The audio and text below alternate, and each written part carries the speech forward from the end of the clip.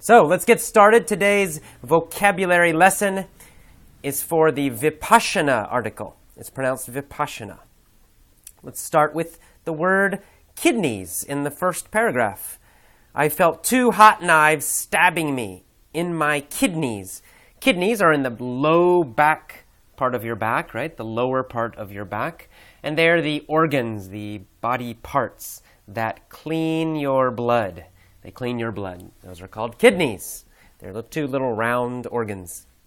All right, then we have the word in the next paragraph, sear. I said it felt like something was searing through my flesh. To sear, S-E-A-R, means to burn. So it felt like something was burning my flesh. And of course, flesh means skin. It can sometimes mean, in general, it can mean muscle and skin together. So it felt like something was burning, searing my flesh, burning my skin. All right. In that same paragraph, we see the word numb, N-U-M-B. My feet were numb with a dull ache. Numb means has no feeling, without feeling. So if your feet are numb, it means they can't feel pain or anything else. So if you pinch your foot, you will not feel it. That's numb. Ache is a kind of pain. Ache is kind of a very general pain. If you are stabbed with a knife, that is not an ache. We call that a sharp pain. But if you run or exercise very hard, 2 days later, your muscles will ache. You feel a kind of pain over a large area. We call that an ache. All right. You see the phrase in the next paragraph, butterflies in my stomach. Butterflies in my stomach, or butterflies in your stomach, means you're nervous. It's a little slang phrase. We say it when we're nervous. Say, oh, I have butterflies in my stomach. It means I am nervous. Okay, in the next sentence, you see the word gulp. I gulped and refocused my mind. To gulp means to swallow. To swallow. So, that action of swallowing a big amount, we call that gulping. Sometimes if you take a really big drink, you have a Coke, and you drink a lot of it in one short time, we say you are gulping the Coke. You gulped it. All right. You see the word advisors in that same paragraph. Advisors means someone who gives you advice, someone who tells you what to do, someone who teaches you. So it can sometimes have the meaning of teacher. All right, in that same paragraph at the end, you see the word dispassionately. The adjective, of course, is dispassionate. Dispassionate means no feeling. Now, in this case, I'm not talking about physical feeling. I'm talking about emotion. So dispassionate means without emotion. No emotion. Very calm. You don't get angry. You don't get worried. You don't get upset. You're very, very calm. You are dispassionate. If you do something with that kind of feeling, without much emotion, you do it dispassionately. Adverb. All right, the next paragraph, you see the verb phrase, delved into. I delved into the pain. To delve into something means to go into it deeply. Sometimes it has the idea of dig, D-I-G, to dig into something. But it means to go into something. If you delve into English, it means you study English very deeply. You study it a lot.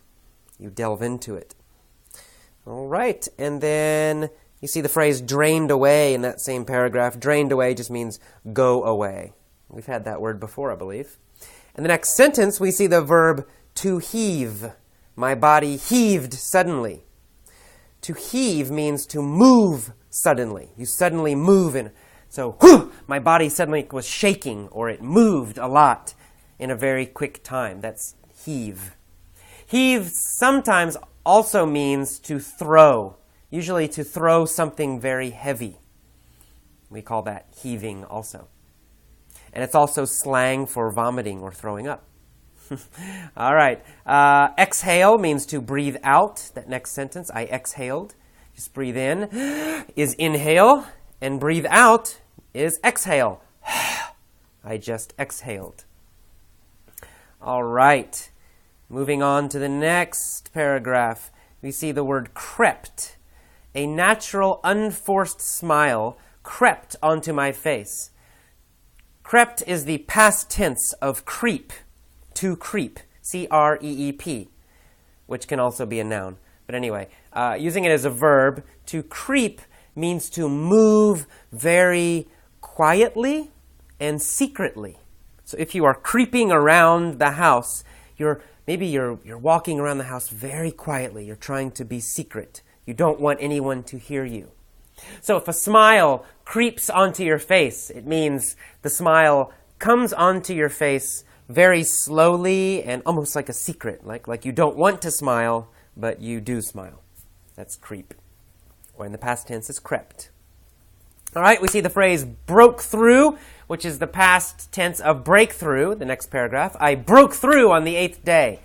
To have a breakthrough, to break through, means to make a big improvement. Suddenly, you make a big improvement. You want to have, or you want to make a breakthrough in your English.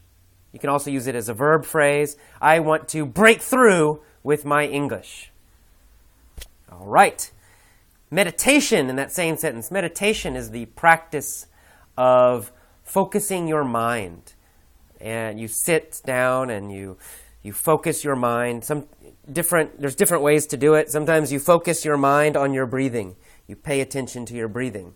Or sometimes you concentrate on a sound. Sometimes you concentrate on your body. Different ways to do it. But they're all designed to help your brain and your mind get focused and more calm, more clear.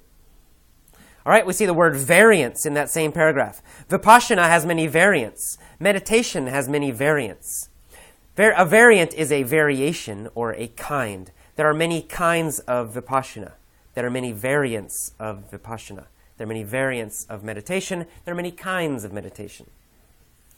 All right, in the next paragraph, on the next page of the text guide, you see the word transformations. Singular, transformation.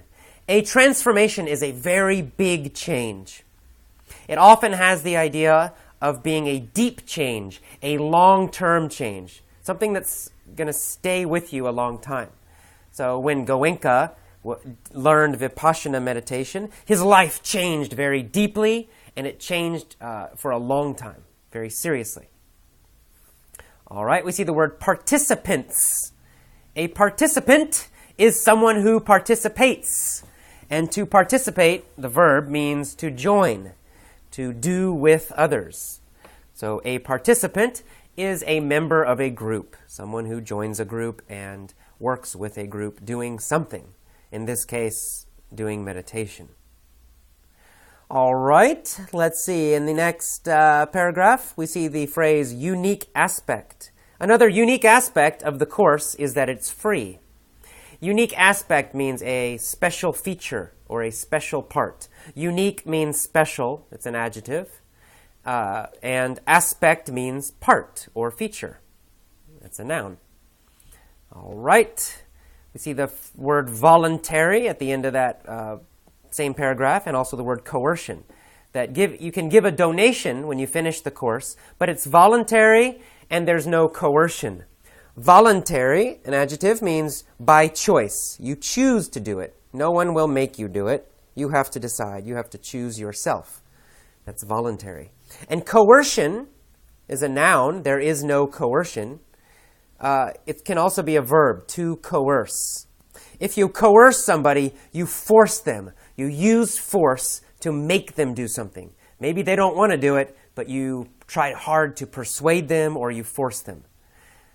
We say you are coercing them. So the noun is coercion, and it means force. Coercion means force.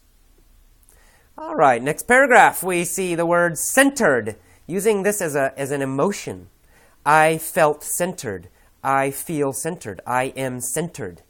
To be centered means to be very calm, and it means your emotions are not changing quickly, right? Your emotions are very calm. You are balanced. You feel balanced. You feel calm. You say, oh, I feel very centered right now. Okay. You see the phrase in the next paragraph, to get out of practice. Slowly, I got out of the practice of meditation.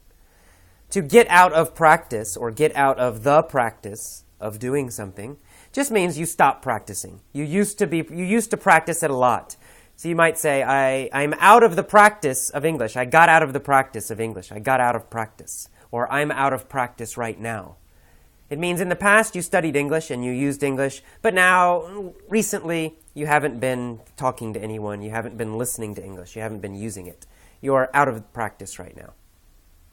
All right, in the next paragraph, we have the words volatile and unstable, which are similar words. Volatile, we've had before. It means to be very chaotic or to change very quickly and suddenly and all the time. If something's volatile, it can very quickly change. And especially it has the idea it could very quickly explode. Gasoline, right? Petrol in British English. Petrol or gasoline is volatile. It's very easy to change. It means if you have a match, a lighter, or a fire, it will explode, boom, very easily. So gasoline is volatile. And unstable means, stable, let's get the positive first. Stable means something that doesn't change easily. If something is stable, it's kind of calm, and it's not going to fall down, it's not going to change easily. So unstable is the negative, so it means not stable. So it means it can change quite easily. It can fall down quite easily.